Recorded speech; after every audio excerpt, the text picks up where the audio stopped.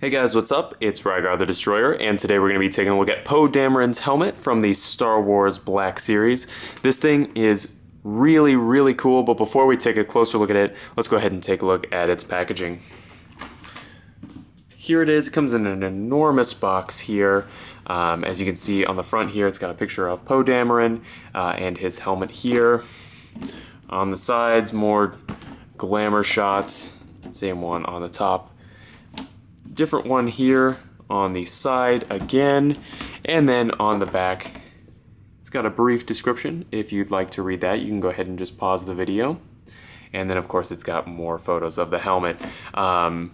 Pretty standard box from what we've seen, so let's go ahead and get back to the helmet itself here.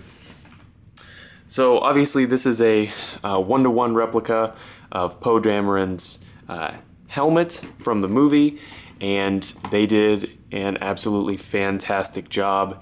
The detail on it is really amazing. Everything looks nice. There are a few problems with the paint, most notably this decal here. It's meant to make this look weathered, but it's misplaced by a little bit, so it just looks a little odd. But other than that, the paints and scratches are done fairly well.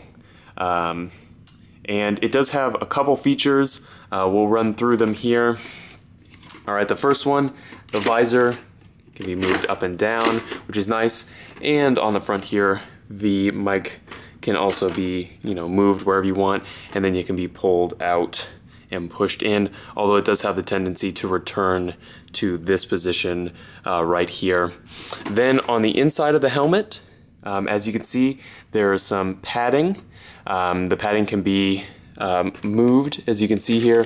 There's just a little bit of Velcro, and you can adjust it wherever you need to get it to fit, and then it should be completely removable.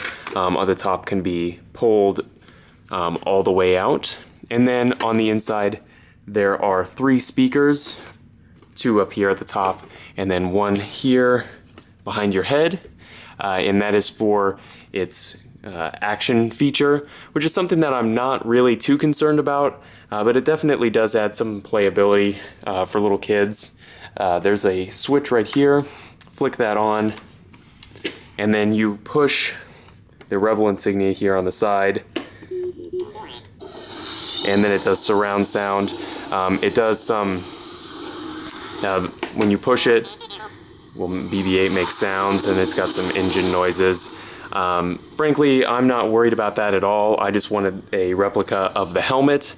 It does have one final feature that I have not been able to get to work, and that is the quote-unquote voice activation mic. I've worn the helmet, and supposedly when you speak into the mic, it activates those sound effects. I've yelled into this thing and it doesn't do a single thing.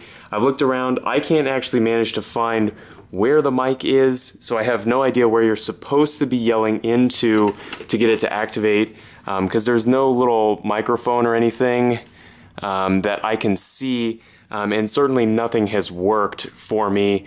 So for the price point, I think that even though I don't really care for the action features, I do think that they should at least work. Me yelling into the front part of the mask here, everywhere I can think of, not getting that to actually work is really disappointing. Other than that, I don't have any real complaints about the helmet.